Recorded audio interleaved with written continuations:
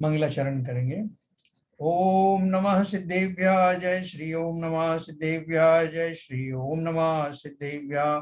मंगलम भगवान वीरो मंगलम गौतम गणी मंगलम कुंद कुंदाद्यो जैन धर्मोस्तु मंगलम। सर्वमंगल मांगल्यम सर्व कल्याण कारकम प्रधानम सर्वधर्माणां जैनम जयतु शासनम जैनम जयतु शासनम जैनम जयतु शासनम। परमार्थ प्रकाश ग्रंथ के दूसरे अध्याय के हमने 39 दोहे पढ़े अभी तक, और बड़े मार्मिक दोहे हैं। जबकि हमको लगता है, अगर हम अलग से सोचते तो हमको लगता है कि वही के वही तो माल है, उसमें कुछ नया क्या है। लेकिन हर बार जब पढ़ते हैं तो हमको कुछ नवीन सा लगता है, इसलिए रुचि बनी रहती है ना। तो देखो, ये हम उसी दिशा में पहुंच रहे हैं कि जैसे हम सरवार सिद्धि के अहिमेंद्रों की बात करते हैं ना, जो 33 सागर तक बदल बदल करके धर्म चर्चा करते हैं, एक भी रिपीट नहीं होती, और लेकिन कभी उससे ऊबते नहीं है। इतनी रुचि पूर्वक उत्साह पूर्वक 33 सागर कब निकल गए पता नहीं चलता। 33 सागर कम बात है। अपन से तो इस पर्याय में अपन 1 घंटा बैठते हैं, यही बड़ा भारी पड़ता है। लेकिन ठीक है, चलिए, अपना काल की और पर्याय की भी लिमिटेशंस हैं, सीमाएं हैं। लेकिन फिर भी अगर हमें इसमें रुचि आ रही है तो वास्तव में जो रुचिवान है वही मोक्ष मार्गी है।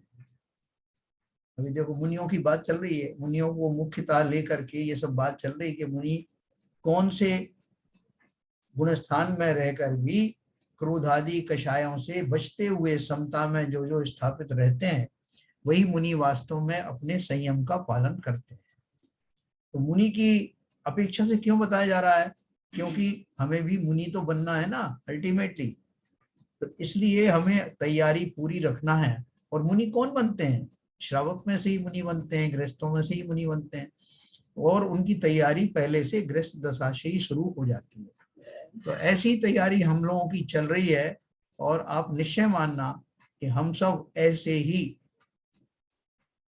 प्रभावी और पूर्णतः मुनि धर्म का पालन करने वाले मुनि अब बनने वाले हैं। मैंने अब क्यों कहा? क्योंकि अपन पहले भी बने हैं, पहले हम अनंतम बार मुनि बने हैं। लेकिन जिस पूर्वक जो मुनि की जो वास्तविक चर्या होती है, जैसा उनका मन होता है, मुनि मन सम उज्ज्वल नीर, उज्ज्वल नीर की को संज्ञा दी गई मुनि के चित्त जैसी, उनके मन जैसी। तो ऐसा मन कैसे धारण करें, उसकी प्रक्रिया, उसकी साधना आज से और अभी से करनी है। तो देखो, इसमें जो बताया है वो हम अपने गृहस्थ धर्म पर उसको लागू करते हैं। मैं आपको शेयर करूंगा।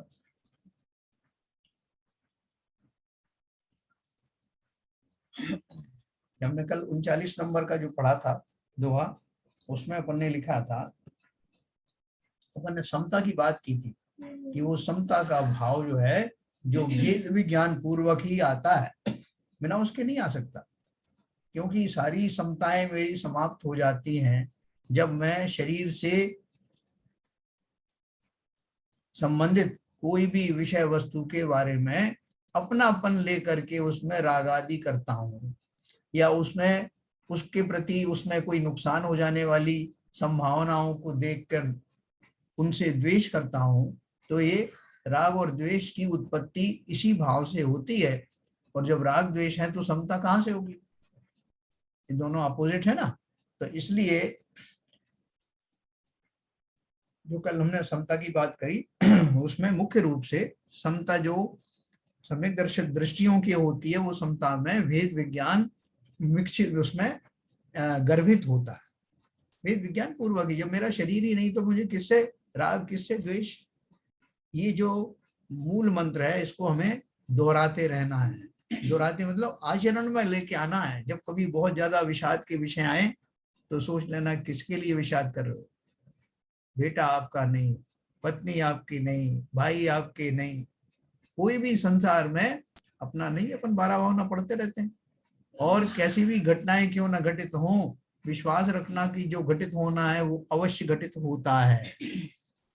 है ना। वीतराग की वाणी में अपन ने ये तो आया कि जैसा जो उनके आता है वैसा वैसा घटित होता हुआ पाया जाता है, और वो कोई रागवश किसी चीज को बताते नहीं है, जैसा सहज में हो रहा है वैसा ही उनके मुख से निकलता है।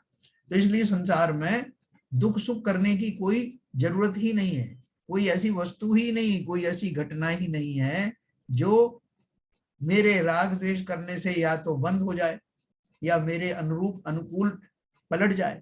ये सब जब नहीं हो सकता है तो क्या करूं? सहज ही उस जिनेंद्र देव की वाणी कर विश्वास करके समता में बने रहना। कहीं से भी निकालो आप, ये समता का जो लक्ष्य है और समता प्राप्त करने का जो कारण है, ये भली भांति हमको प्रकट हो जाता है कि समता क्या है, क्यों प्राप्त करना है, कैसे प्राप्त करना है, किस चिंतन के साथ करना। तो देखो आज हम 40वां पढ़ेंगे, 40 नंबर का।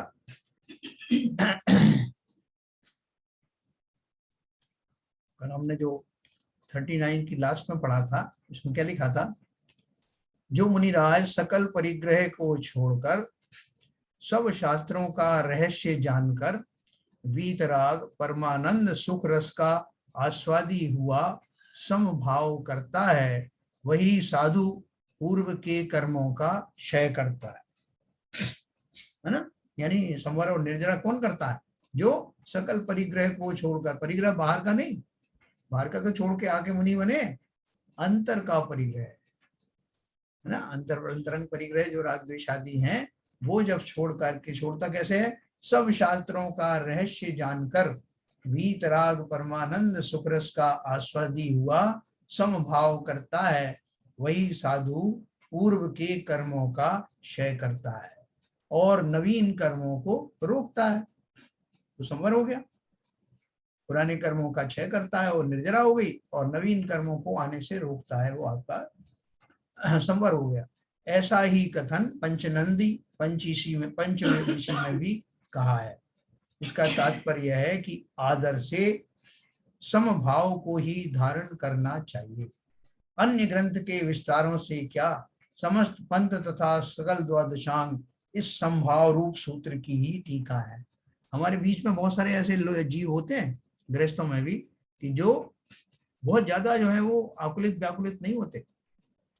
अपन कोई मीटिंग में कोई डिस्कशन चल रहा हो तो बहुत सारे लोग देखो इतने ज्यादा जो है उत्तेजित हो जाते हैं, उनकी कितनी ऊंची आवाज चली जाती है, कुछ जो है वो मनी मन गुनगुनाते रहते हैं।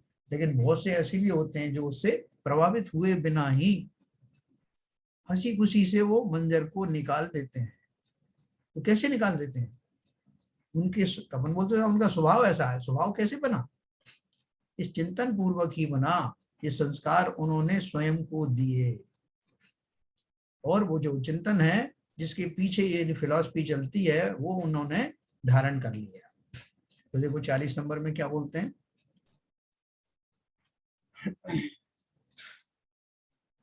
दंसनुनानुचरित तसु जो समभाव करे, ये रहे एक भी अथिणवी जिणवरु एऊ भने। भने माने उन्होंने वर्णन किया है, ऐसा वो बोलते हैं। आगे जो जीव समभाव को करता है उसी के निश्चय से सम्यक दर्शन, सम्यक ज्ञान, सम्यक चारित्र होता है, अन्य के नहीं, ऐसा दिखलाते।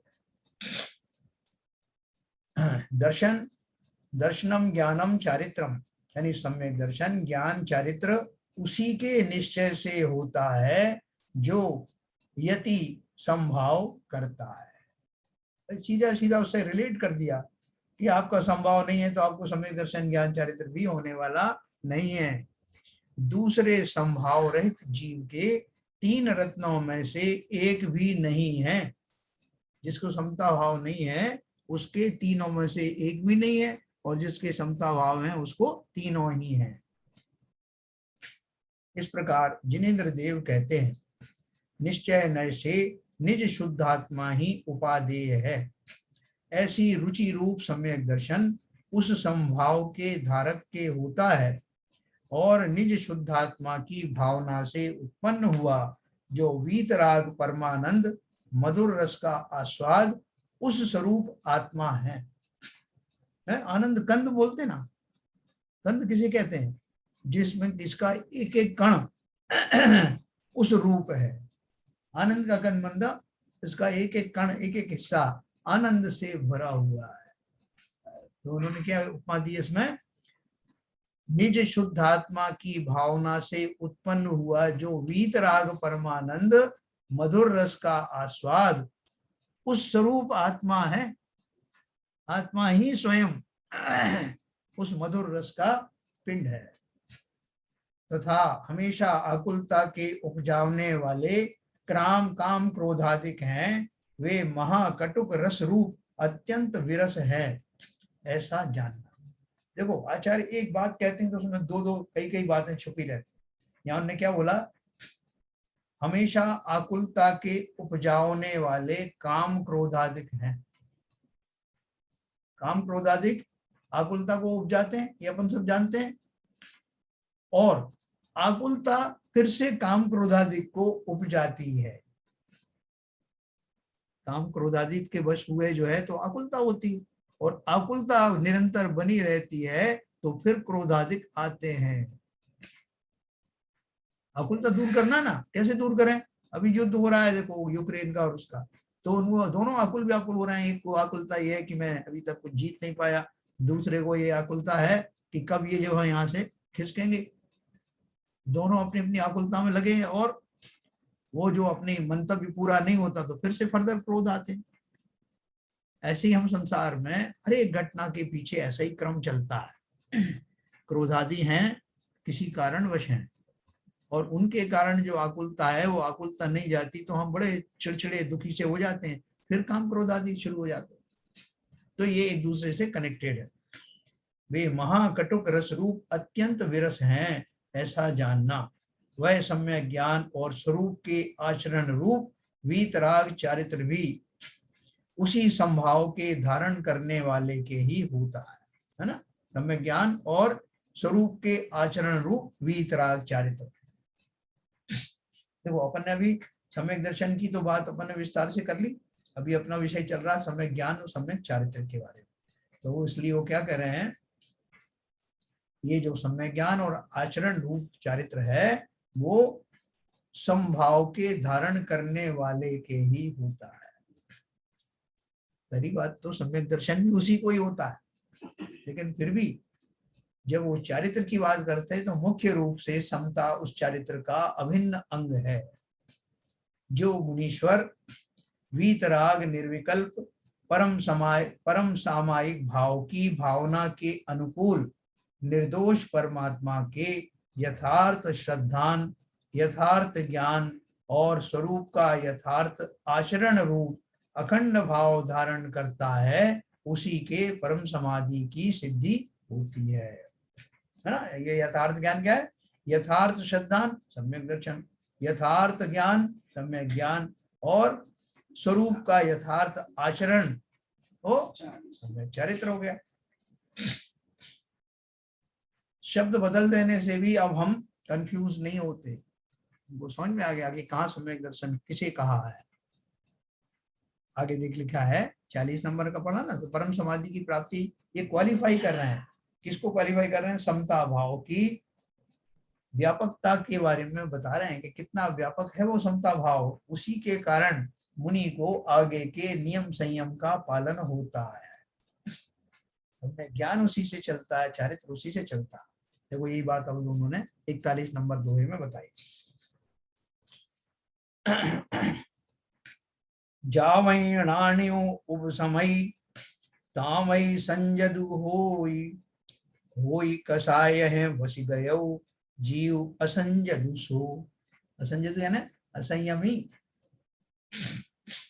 तो क्या बताया आगे? ऐसा कहते हैं कि जिस समय ज्ञानी जीव शांत भाव को धारण करता है उसी समय संयमी होता है, तथा जब क्रोधादि कषाय के वश होता है तब असंयमी होता है। ये पॉइंट बहुत नोट करना, मैं आपको इसका विस्तार बताता हूं। जिस समय ज्ञानी जीव शांत भाव को प्राप्त होता है उस समय संयमी होता है। क्रोधादि कषाय के अधीन हुआ वही जीव असंयमी हो जाता है। आकुलता भावार्थ देखो, आकुलता रहित निज शुद्धात्मा की भावना से उत्पन्न हुए निर्विकल्प यानी असली सुख का कारण जो परम शांत भाव, उसमें जिस समय ज्ञानी ठहरता है उसी समय संयमी कहलाता है। और आत्म भावना में परम आकुलता के उपजाने वाले काम क्रोधादिक अशुद्ध भावों में परिणमता हुआ जीव असंयमी होता है, इसमें कुछ संदेह नहीं है।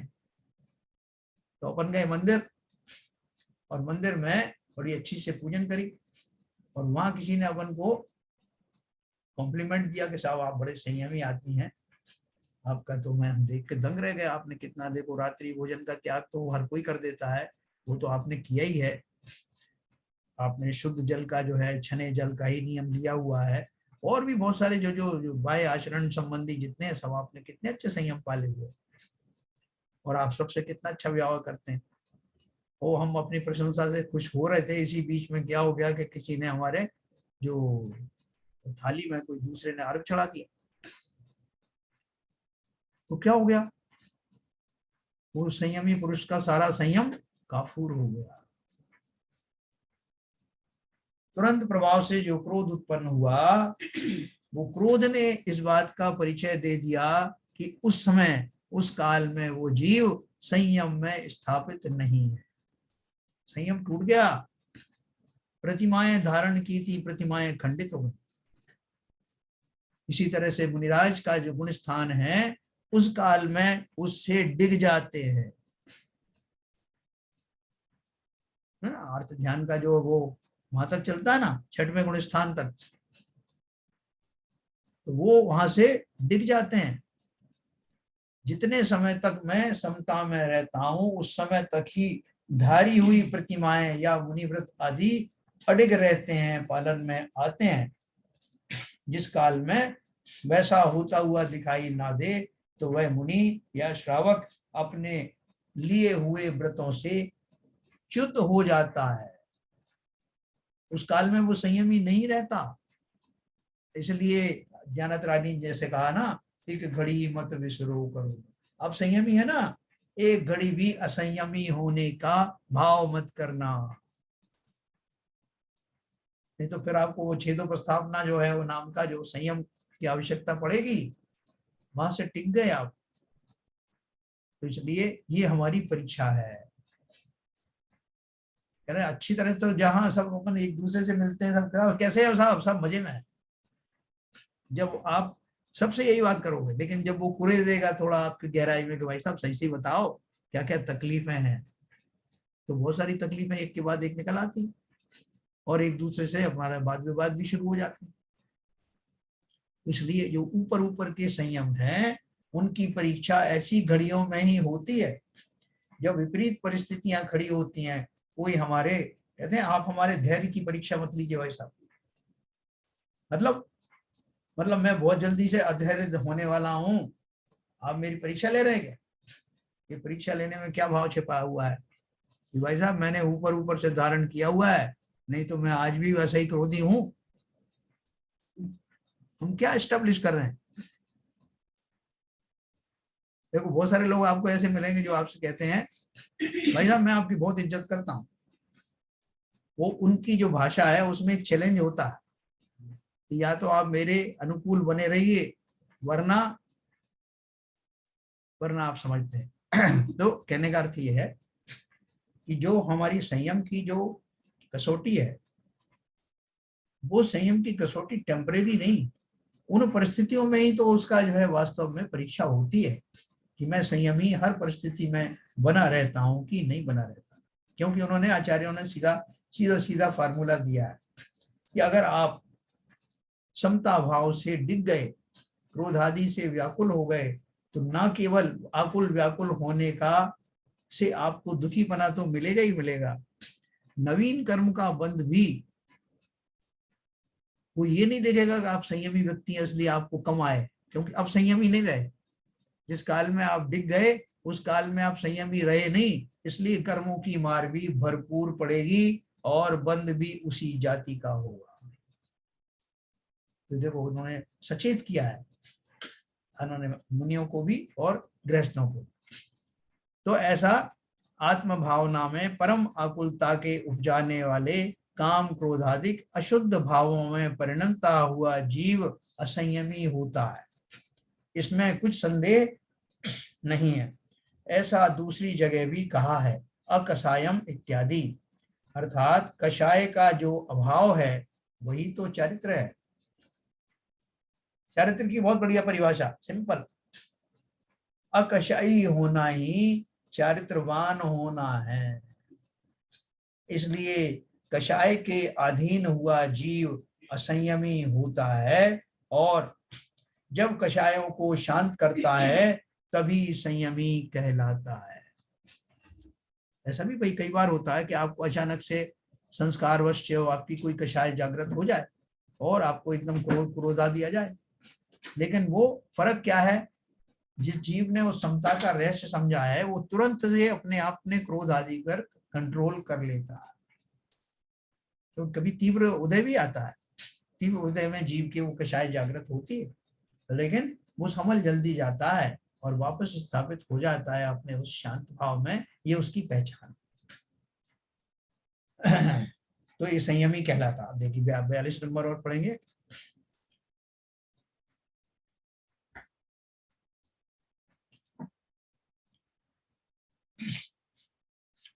और सिंपल सिंपल है ये तो है, लेकिन इनसे क्या छोटे छोटे से जो मैसेज जो जा रहे हैं हमको हमारे जो प्रैक्टिकल जीवन में, वो बहुत इंपॉर्टेंट है।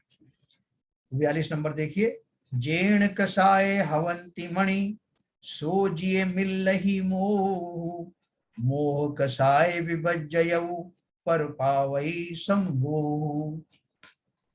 क्या अर्थ है देखें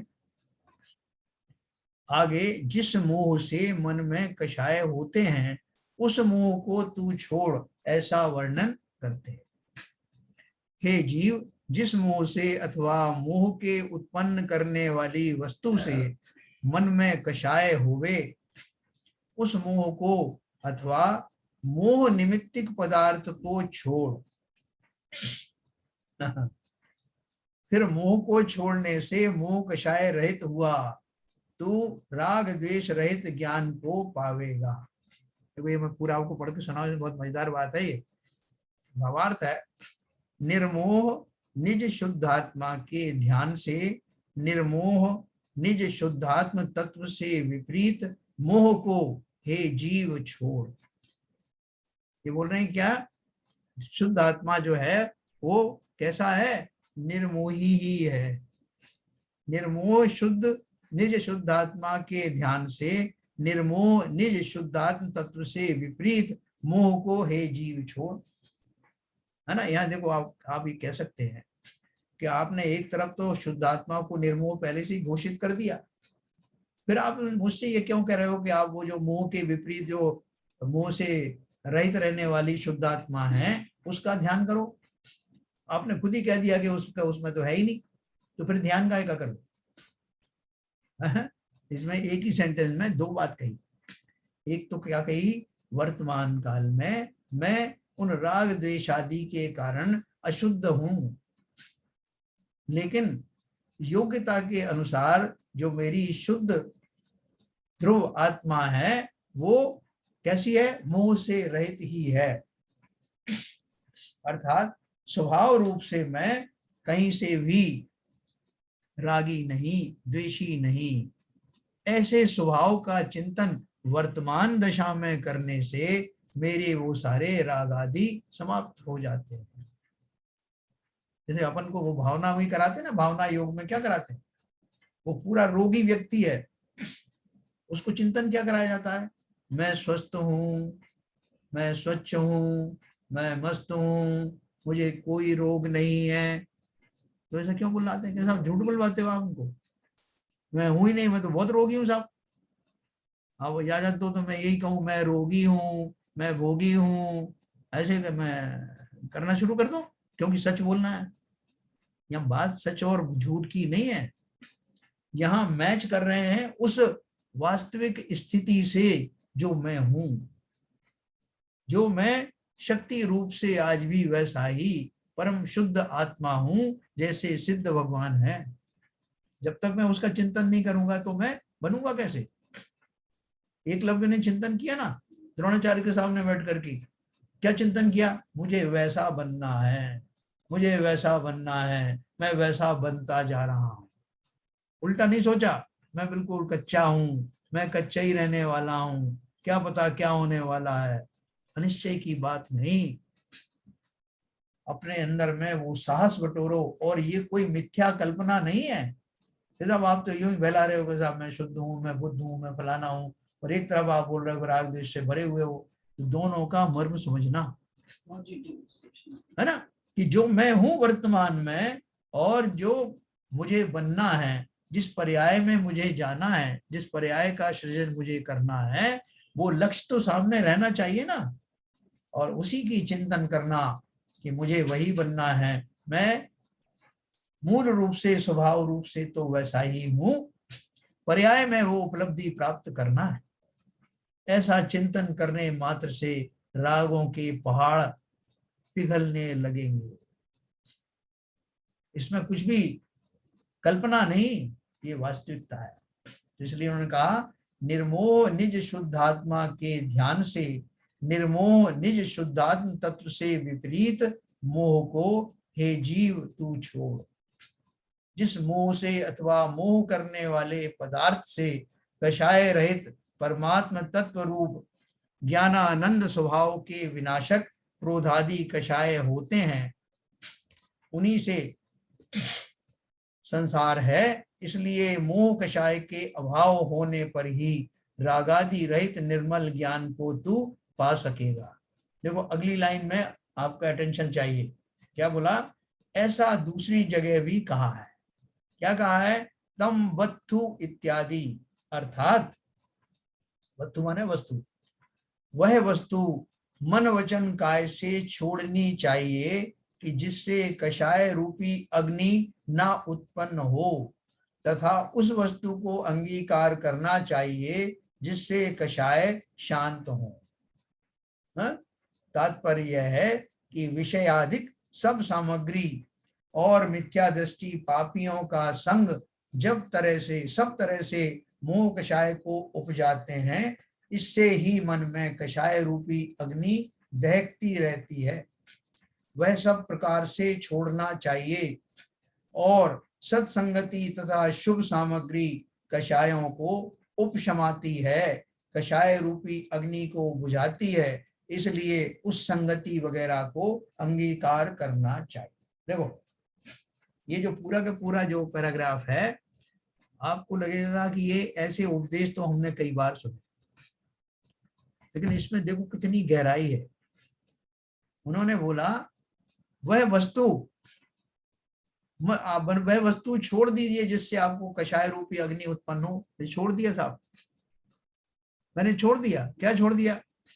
मैंने घर छोड़ दिया, घर गृहस्थी छोड़ दी, पति पत्नी छोड़ दिए, लेकिन आपने छोड़ने का, उन वस्तुओं को छोड़ने का कहा था, उनके प्रति चिंतन छोड़ने के लिए थोड़ी कहा था। तो वो जो हमारे वो पुष्पडाल मुनिराज की जो कथा चलती, वो यही तो चलती है, जिन्होंने पूरी गृहस्थी छोड़ दी लेकिन ग्रस्तपना नहीं गया। तो हमको बहुत अच्छा लगता है वो चिंतन हम अकेले में करना चाहते हैं। जो वस्तु हमने छोड़ दी उसके प्रति भी हमारा लगाव, एकांत में बैठकर हम उस चिंतन करते हैं। कितना बढ़िया रहता था जब मैं निवास में था, जब मैं राज्य करता था, इतनी रानियां आगे पीछे घूमती थी, इतना सारा वैभव था। अब क्या करें साहब, ये सब छुड़वा दिया आचार्य जी ने। है क्यों? उनने बोला कि उसको छोड़े बिना जो है मोह राग द्वेष नहीं छूटता है, इसलिए छोड़ दिया साहब। तो छोड़ दिया तो ये क्या कर रहे हो? बोले सब वस्तु छोड़ने की बात करी थी, मन में उनकी याददाश्त, यादगार चिंतन छोड़ने का थोड़ी कहा था। हम उसमें संधि निकाल लेते हैं।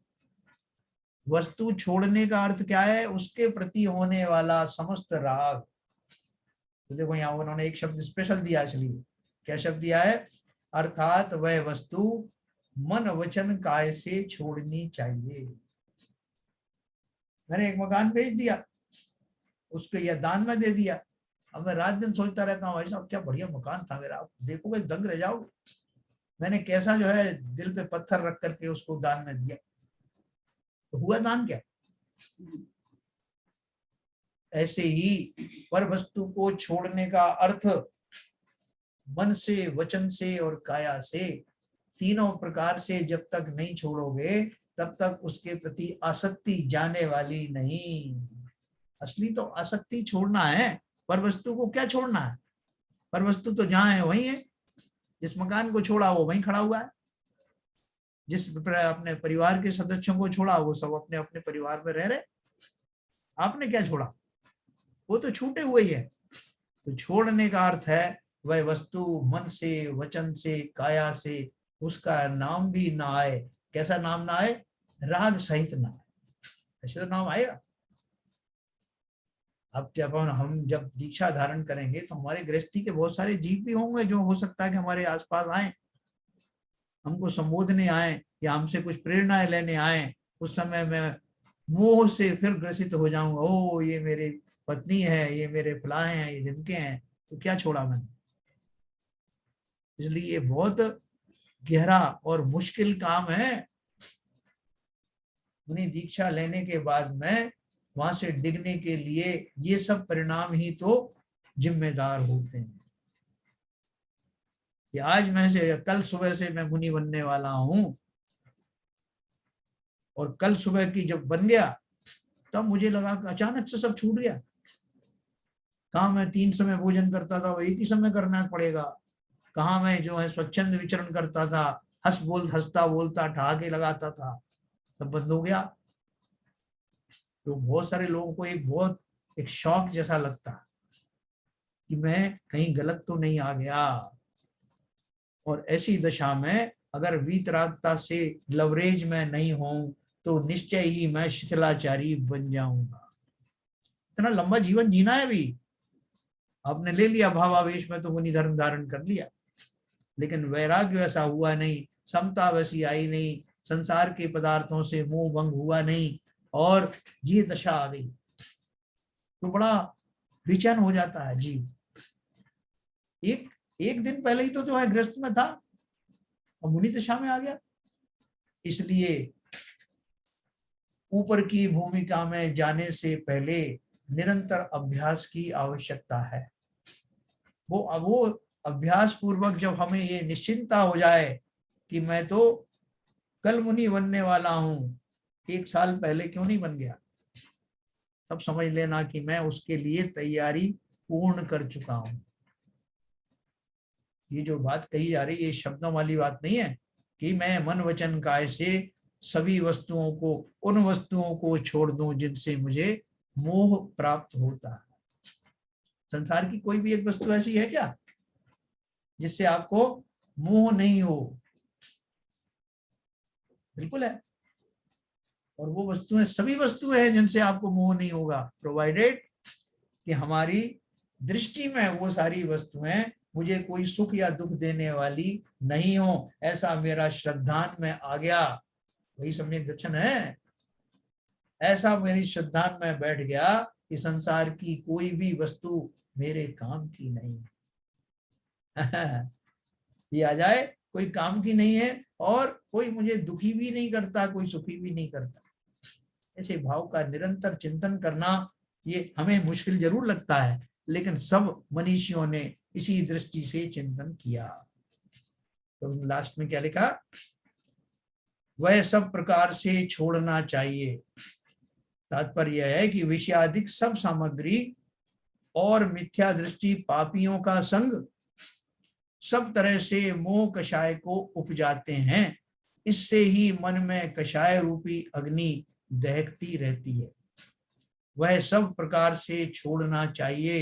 ये मुनि धर्म की बात हो रही नहीं। आज आप जाके अपने घर पे आया, भैया बहुत हो गया, आज से तुम सब मिथ्या दृष्टियों को मैं छोड़ रहा है, तो वो कहेंगे आप कौन हो?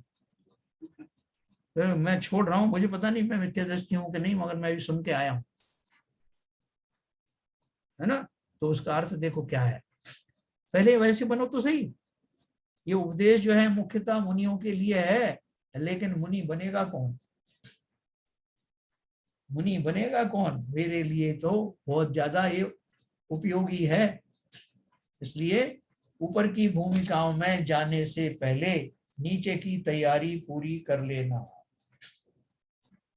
विषयादिक सब सामग्री और मिथ्या दृष्टि पापियों का संग सब तरह से मोह कषाय को उपजाते हैं। इससे ही मन में कषाय रूपी अग्नि दहकती रहती है, वह सब प्रकार से छोड़ना चाहिए। सब प्रकार से मतलब मन से, वचन से, काया से, जितना जितना बन सकता है आपको। सबसे पहले तो अंदर का हमारा जो लोभ है, विषयों के प्रति लोभ है, धन आदि के प्रति लोभ है, और परिवार जनों से हमें जो उम्मीदें हैं कि मेरे शरीर की सेवाएं करें, मुझे भली भांति जो है सब कुछ जो है प्रदान करें, वो सब आसक्तियां और एक्सपेक्टेशन चले जाना चाहिए। और सत्संगति तथा शुभ सामग्री कषायों को उपशमाती है, कषाय रूपी अग्नि को बुझाती है, इसलिए उस संगति वगैरह को अंगीकार करना चाहिए। भरत चक्रवर्ती को एक साथ 3 चीज उपलब्ध हुई थी ना, पुत्र रत्न की प्राप्ति हुई, आयुशाला में चक्र रत्न उत्पन्न हुआ, और उनके पिता श्री आदिनाथ भगवान को केवल ज्ञान। तो उनसे पूछा कि साहब पहले कहाँ जाएंगे आप, इतना बड़ा चक्र रत्न मिला है आपको, चक्रवर्ती पना आपका साकार हो गया, उसकी पूजन करने जाएंगे कि पुत्र का जो है जन्मोत्सव मनाएंगे, या वो बाबा तो केवल ज्ञानी हो गया, वहां उनके पास जाने क्या फायदा, क्या रखा उनके पास, वो संसारी रहे नहीं। लेकिन भरत जी ने क्या कहा, सबसे पहले वहीं जाऊंगा। उस अद्भुत केवल ज्ञान को, ये चक्र फक्र कहाँ लगते हैं, ये जीवों का जन्म आदि तो होते रहते हैं, लेकिन केवल ज्ञान एक अनूठी अकल्पनीय घटना है। तो ऐसे ही जब भी हम गृहस्थों को जहां भी धार्मिक अनुष्ठानों में जाने का मौका मिले, तो जिन चीजों को आप अवॉइड कर सकते हो गृहस्थी में, उनको अवॉइड करके सबसे पहले उन धार्मिक अनुष्ठानों में सम्मिलित होना। क्यों, हमें अपने इस जीवन की बात भी नहीं, अगले जीवन तक का भी सोचना है। बहुत हमने ये सब सांसारिक कार्यों को बहुत किया, बहुत उनमें रुचिवान बने, अब तो ये दशा हो कि फर्स्ट प्रायोरिटी क्या होनी चाहिए, येन केन प्रकार वो करना। इस तरह अपने 42 नंबर तक का दोहे पढ़े, अपन थोड़ी चर्चा करेंगे।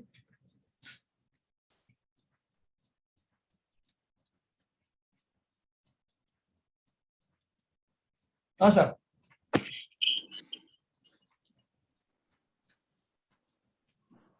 सबको समझ में आया?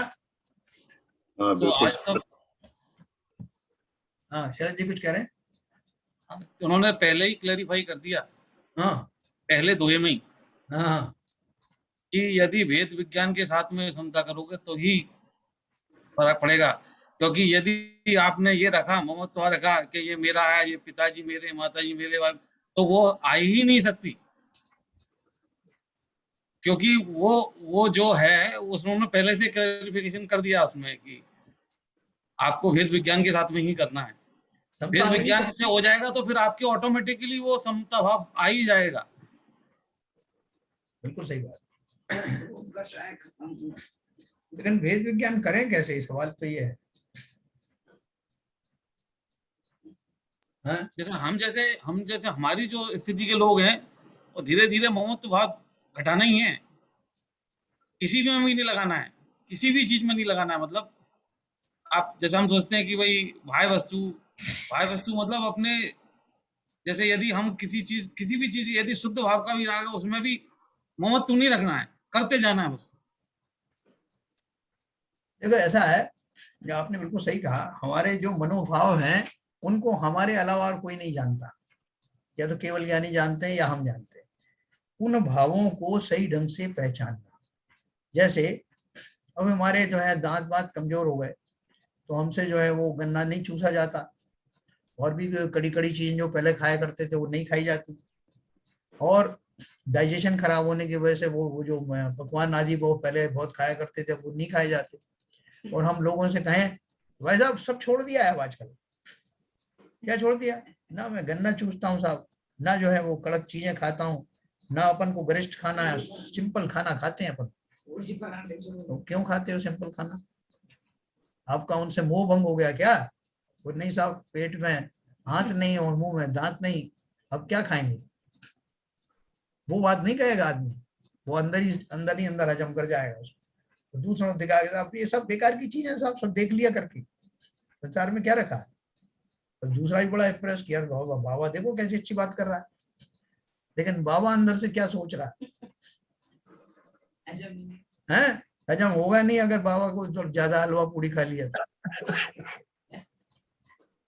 तो इसलिए अपने भावों को अंदर से समझना कि मैं किसी बात को कह रहा हूं तो क्या मेरा वास्तव में मोह भंग हुआ है, और वो मोह भंग भेद विज्ञान पूर्वक ही होता है।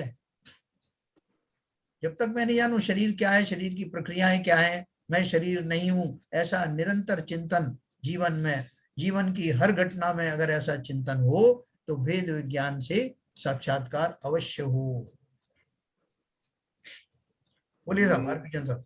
मैं एक ही चीज कहना चाहता था, बाकी तो सब कहा है इन्होंने, हाँ लेकिन उसमें एक इम्पोर्टेंट चीज और भी कही गई है, वो है सत्संगति। यानी मिथ्या दर्शी या जो भी कहिए, मिथ्या दर्शी तो नहीं कहूंगा मैं, जो सत्संगत में नहीं है ऐसे लोगों को छोड़ना चाहिए, क्योंकि वो साथ का जो असर होता है वो बहुत इम्पोर्टेंट होता है। बिल्कुल सही कहा, एकदम सही बात। सो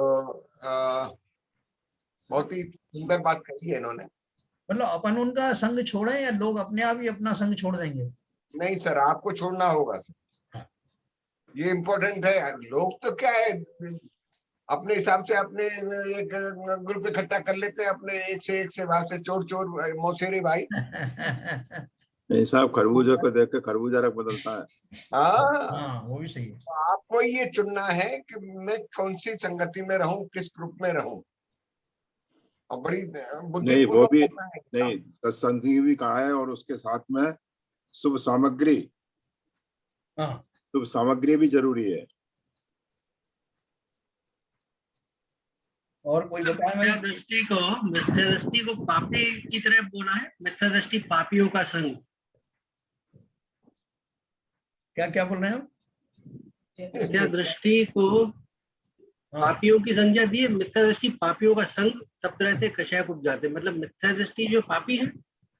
बिल्कुल हर समय बताओ, एक मिनट आप बताओ ना, आपके हिसाब से मिथ्या दृष्टि क्या है? वो लगता जरूर है, पाप कहने में बहुत गाली सी लगती है, मगर ये तो वास्तविकता ही है। सही है, हर समय, हर पल, हर क्षण पापों का बंद कर रहे हैं। सही है। देखो इसके पीछे एक बहुत गहरी बात है ललित जी। पाप को तो पाप सारी दुनिया कहती है, लेकिन पुण्य को भी पाप जो है वो ज्ञानी कहते हैं। वो जैनागम ही कहता है। हाँ, वो जैनागम से ही तो उन्होंने लिया है। तो अब पुण्य को भी जब पाप कहते हैं तो मिथ्या दृष्टियों में पुण्यात्मा भी हो सकते हैं, लेकिन शुद्ध आत्मा नहीं हो सकते, इसलिए उनको पापियों की संज्ञा दी गई है। क्योंकि हम पुण्य तो करते हैं, आप बोले हमको पापी क्यों बोल रहे हैं, हम तो पुण्यात्मा तो हैं, बहुत सारे पुण्य करते हैं, दान आदि करते रहते हैं, लेकिन वो पुण्य भी ये है, अभी इसी पिछली गाथा में दोहे में ही बताया था कि पुण्य और पाप दोनों से परे हट करके जो चिंतन करता है वही शुद्ध आत्मा को प्राप्त करता है।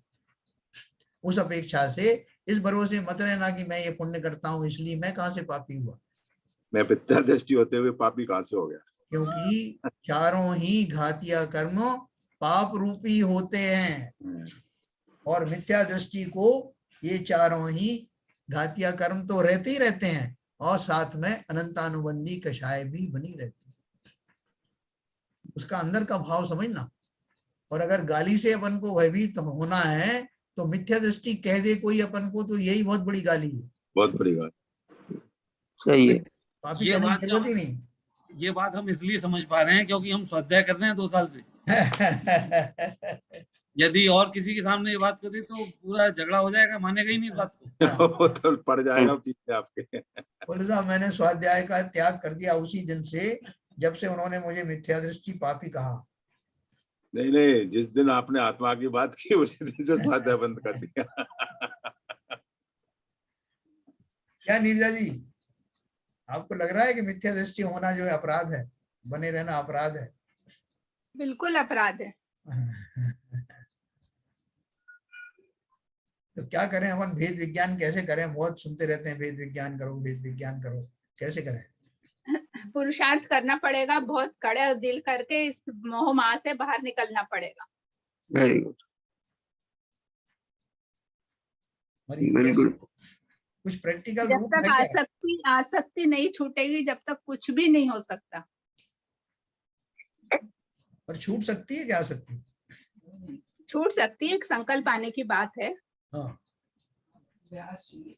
बहुत सुंदर बात कही है, संकल्प ही आवश्यक है।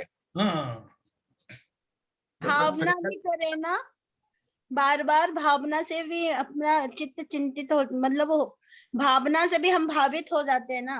बिल्कुल बिल्कुल। तो जो भावना अंदर गई तो वो एक ना एक दिन तो फलित होगी ना। बिल्कुल सही है। इसमें लेकिन एक क्वेश्चन है मेरा जैन साहब इसमें, जी बोले। तो पहले भेद विज्ञान होगा कि पहले संकल्प आए? हाँ, संकल्प पहले आएगा। संकल्प पहले आएगा। नहीं, कोई एक भी बार काम करने का पहले संकल्प लेते हैं, बाद में ही घटित होता है। भाई संकल्प तो पहले लेना पड़ेगा कि हमको वेद विज्ञान करना है। बिना संकल्प के भेद विज्ञान हो कैसे सकते? देखो ये एक बड़ी अच्छी बात बहुत दूसरी है। लेकिन असल में आप इसकी जड़ में जाए तो कहीं ना कहीं ज्ञान तो आपको हो रहा है, संकल्प से पहले जो है आप ले रहे हैं, ये जान रहे हैं कि ये चीज हमें इस तरह से वायदा करेगी, इस तरह से नुकसान करेगी, तो ये तो संकल्प से पहले हो रहा है। जैसे कहते हैं ना, दर्शन और ज्ञान किस तरह से होते हैं। कि अंडा पहले आया कि मुर्गी पहले आई? हाँ एग्जैक्टली। हाँ, तो ये भाव अपन को ध्यान रखना है। देखो अभी विनोद बहन जी से बहुत दिन से चर्चा नहीं हुई, वही बताएंगे इसमें कि ये जो है भेद विज्ञान रूपी जो हमारा समझ है वो कैसे आती है। पहले संकल्पित हो या पहले भाव, उस तरह की भावना भाए, ऐसा विवेक जागृत हो तब हो संकल्प, या संकल्प करने के बाद विवेक जागृत होगा? बहन जी हैं उधर, तो थोड़ा सा दें, उद्बोधना दें सबको।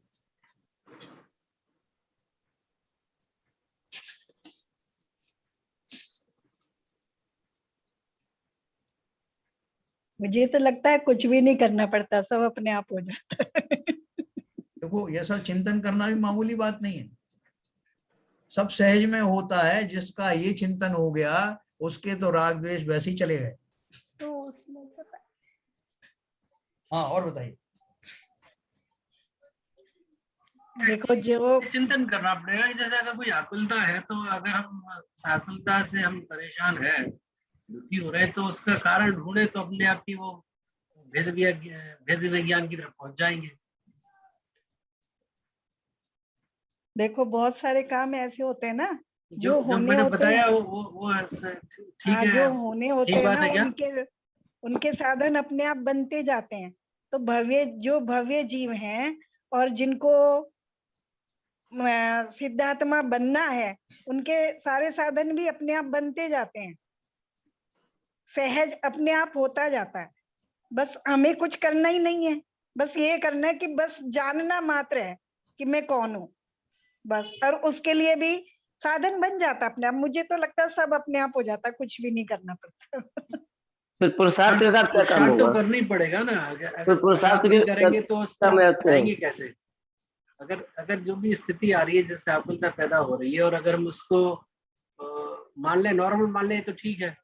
तो फिर हम उसकी एनालिसिस या उसको दूर करने का जैसा कारण जानने का प्रयास ही नहीं करें। अगर मान लो कोई आकुलता है और हम कारण अच्छा, ऊपर जाए कि क्यों है अभी आप आकुलता, पुरुषार्थ कर रहे हो कि नहीं कर रहे हो? कर रहे हैं। कर अभी रहे हो? पुरुषार्थ कर रहे हैं। हाँ, अभी भी कर रहे हो ना, तो हो ही रहा है ना। जबरदस्ती कर रहे हो क्या?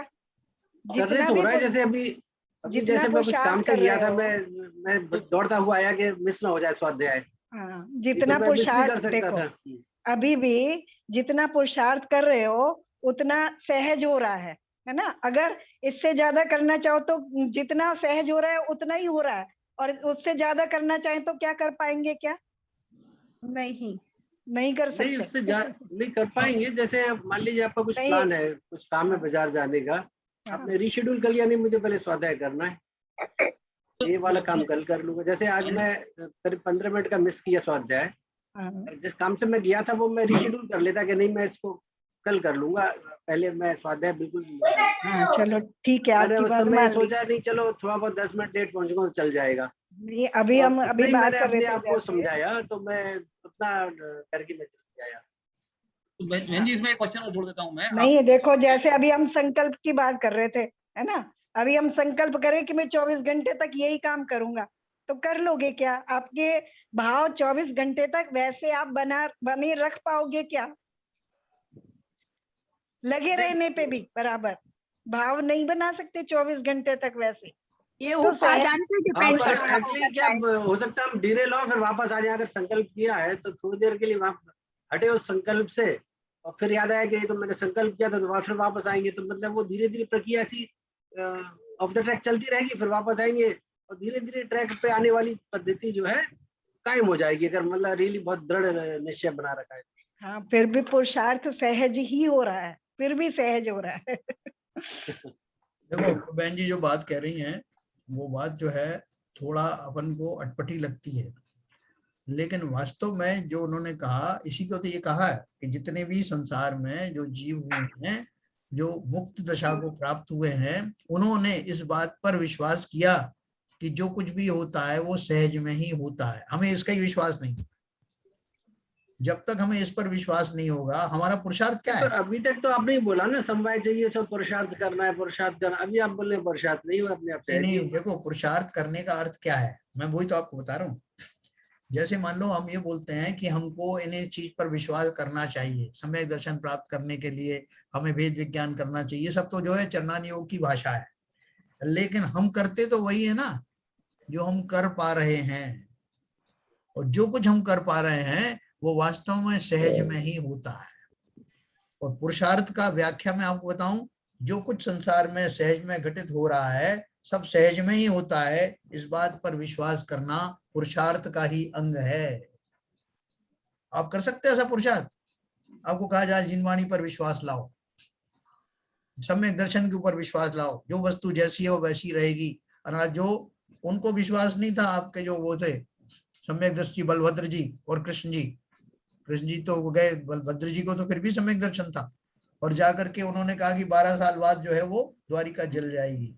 उन्होंने विश्वास किया क्या? उन्होंने बोला अरे हमारी बाहुओं में इतना वजन है, इतना उसमें शक्ति है, हम ऐसा होने नहीं देंगे। और उन्होंने जो कुछ बन सका उनसे किया, लेकिन वो घटना सहज में ही जैसी होनी थी वैसी ही हुई। ये बात थोड़ी सी अभी आपको अटपटी लगेगी क्योंकि थोड़ा सा आगे का उन्होंने बहन जी ने बता दिया है, लेकिन मतलब सब चीज उपादान पे डिपेंड करती है, जैसा उपादान हो वैसा निमित्त बन जाता है, वैसी सहजता घटित हो जाती है। जैन साहब ये मेरा कहने का मतलब ये था कि यदि हम बहुत ज्यादा संकल्पित होते हैं तो उसमें हमारा कर्ता का भाव भी आ जाता है कि हमने ऐसा सोच लिया और उसको कर भी नहीं पाते। तो मतलब सहज रूप से धीरे धीरे एम्ब्रेस कर, धीरे धीरे उसको बढ़ाते जाइए अपने सहज भाव से बहुत ज्यादा। तो और उसमें जब आपको आनंद आने लगे तो और अपने आप ही बढ़ने लग जाएगा। यदि हम सोचें कल से ही हम चालू करें सारे व्रतों को, नहीं हो पाएंगे। धीरे धीरे सहज भाव से करेंगे तो ये संकल्प फिर बाद में संकल्पित हो सकते हैं, यदि हम उस चीज को करने लग जाएं तो कि भाई अब इतना तो कर ही रहे हैं तो सब संकल्प ले लें तो ज्यादा उचित रहेगा, ऐसा मैं सोचता हूँ। और बहन जी इसमें क्या कहती हैं, आप क्या कहती हैं? पुरुषार्थ, देखो पुरुषार्थ ऐसे है, मान लो जैसे एक हम उदाहरण ले कि एक चींटी बिल्कुल छत पे पहुंचने वाली है ना, लेकिन वो पहुंचने वाली है लेकिन पहुंची नहीं, गिर गई, बिल्कुल नीचे गिर गई, है ना। और लेकिन अब क्या, नीचे गिर गई और वो फिर से ऊपर चढ़ने लगी, है ना, तो वो उसका सहजपना है। तो ऐसे ही हम जैसे अब हमें ये रुचि हो गई और हमें ये चीज समझ में आ गई और हम पूरा भटक करके फिर से वहीं आ जाते हैं, तो वो हमारा सहज पुरुषार्थ हो रहा है और हमें ये लग रहा है कि हाँ ये अच्छा है, ये रुचिकर है, ये मेरे लिए उपादेय है। जहां मेरे अंदर से ये अनुमोदना बराबर बराबर आ रही है तो मेरा सहज पुरुषार्थ हो रहा है स्वयं, चाहे वो थोड़ा सा ही हो रहा है। बहुत बढ़िया, बहुत बढ़िया। पुरुषार्थ की सिंपल डेफिनेशन आपने बता दी। मतलब सहज पुरुषार्थ की बात हो रही है ये कि मतलब अंदर से, अब मैंने मान लो 24 घंटे पूरा और काम किया, 23 घंटे और काम किया, सब कुछ किया, दुनिया भर के भाव भी किए, लेकिन जब मैं 1 घंटे के लिए यहाँ जुड़ा तब मुझे उस समय अंदर से मेरे ये भाव आ रहे कि बस मेरे लिए यही महत्वपूर्ण है और इसी से मेरा कल्याण होने वाला है, तो बाकी मेरे 23 घंटे गौन हो गए उस 1 घंटे के समय। मैडम एक बात मैं पूछूं थोड़ा सी? हाँ पूछे। वैसे थाली परसी रखी है और उसमें से भोजन करना है अपन को, तो उसके लिए बड़ा पुरुषार्थ के भोजन हो जाएगा क्या? बोलिए।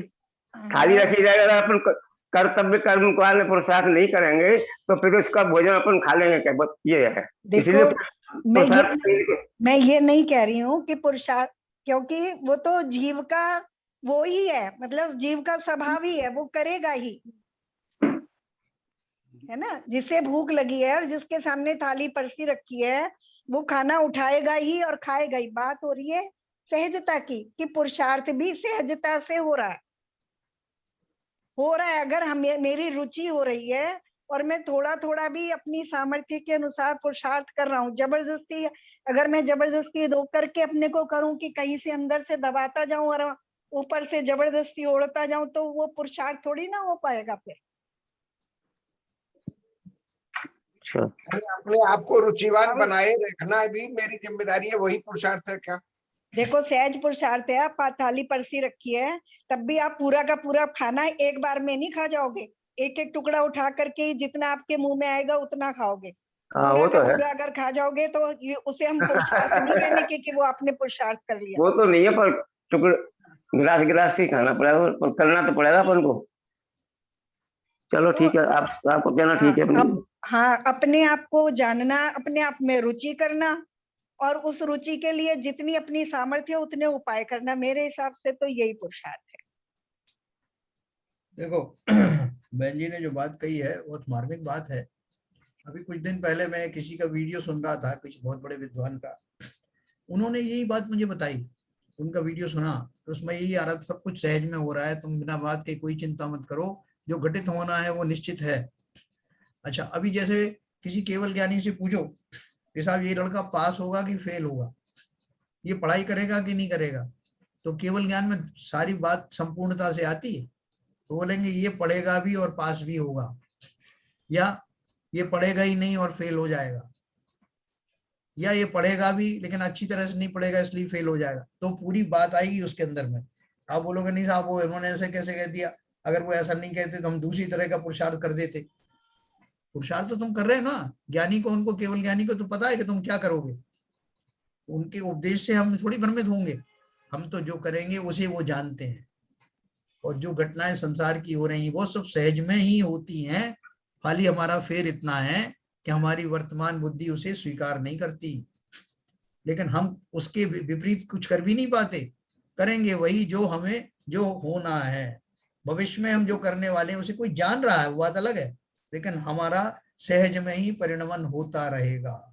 विपरीत करने की आकुलता तो रहती है ना। सबसे बड़ी चक्कर ये है कि मैं नहीं कर पाया, मैं कर लूंगा, मुझे ऐसा करना है। जैसे आपने कृष्ण जी का उदाहरण दिया, मेरी बाहों में इतना बल है, क्या कहते हैं, मैं द्वारिका को नहीं जलने दूंगा। तो ये जो बात ये है, जो मर्म की कही बहन जी ने, कि आप रुचि से जो कोई काम करोगे सहज रूप में ही जो परिणति होगी वही पुरुषार्थ। यस, तो सबको समझ में आई ये बात? बहुत बढ़िया बात बताई बिल्कुल। चलिए अपन जो है अभी समय हो चला है, कल अपन इस चर्चा को और आगे बढ़ाएंगे। ये हमारी वास्तव में प्रैक्टिकल बातें हैं। नहीं, बहुत जरूरी है साहब, इनसे बहुत बहुत बहुत चीजें क्लियर होती है। चलिए जिनवाणी स्तुति करेंगे। कभी कभी प्रेरित होके ज्यादा ही संकल्पित हो जाते हैं, तो उसमें और आकुलता बढ़ती है। नहीं, आकुलता नहीं बढ़ाना, सहज में आकुलता नहीं बढ़ाना, है ना। चलिए जिनवाणी स्तुति करेंगे। नाश विपु ज्ञान के प्रकाश विपु अपरभास विपु भानु से बखानी है। के जाल विपु बंध विधि मान विपु सफर की छान विपु परम प्रमाणी है। अनुभव बताए विपु जीव के जताए विपु का सताए विपु भव्य उर आनी है।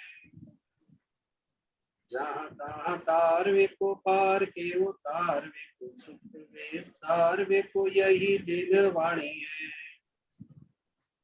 ये जिनवाणी भारती तो ये जपूदिल रहे, जो तेरी शरण गए सो पावे सुख चैन। जिनवाणी के ज्ञान से सूझे मोकालो, तो वाणी मस्तक धरो सदा देते सदा देते।